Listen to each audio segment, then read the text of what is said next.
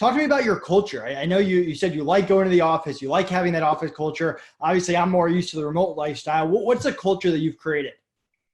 Yes, so we're a team of just over 20 people, and we're all pretty young, and we're all interested in self-improvement and kind of fun and want to work at our own pace. And so those are some of the things that we've ingrained into our culture.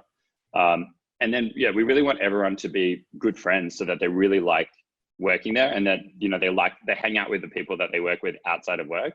And so I mean, I really like this really old school video game called Super Smash Brothers. Like, I love that game. It's just a beautiful game to me. So we from day one, we've had a Super Smash Brothers set up, and we play at 11 a.m. and 2 p.m. and 5 p.m. every day. And we'll play for like 15 minutes. So similar to that Pomodoro methodology where you work in sprints and then you take these little breaks, we kind of ingrain that into our day. I mean, not everyone does that.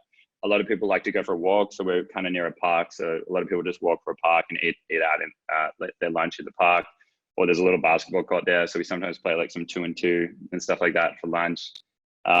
We also let people bring in dogs. So usually there's 3 dogs in the office.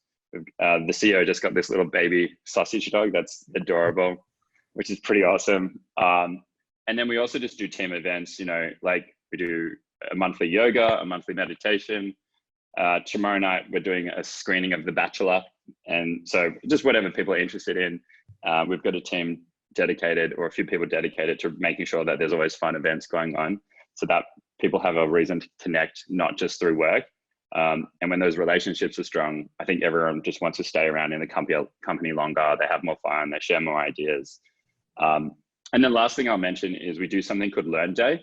And I think that this is something that I love, and I think that a lot of businesses could do, where every month we pick 5 or 6 people and they have to learn something new. So they might read a blog post, read a book, do a video course, and then they want to present something new that we're not doing in the company, but that is relevant to what we're doing.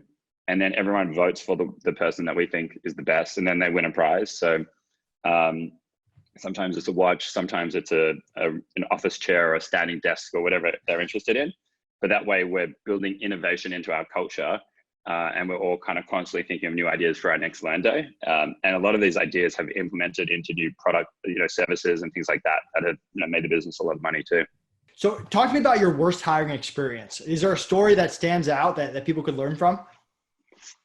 Yeah, so I mean, the one that comes to mind is we usually hire people really focused on attitude, right? So we really focus on the personality and not necessarily the skill set. And there was this role that we needed to hire for, and a lot of the team really wanted someone highly skilled and just, pay someone more. They've got the experience, they can jump into the role and do it well.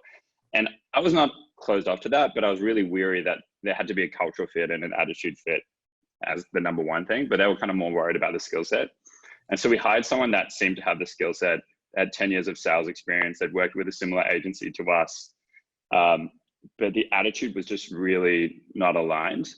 And as a result, some of the prospects and clients that this person had spoke to were really offended by him, and they actually left negative reviews. This guy had been only here for 2 weeks, and he'd got us like 3 1-star reviews. Up until that point, we'd had 100% 5-star reviews. We had like 68 5-star reviews, and we got 3 1-star reviews from people dealing with this guy. He'd stolen information from his last company. There was just a series of little things that became huge red flags.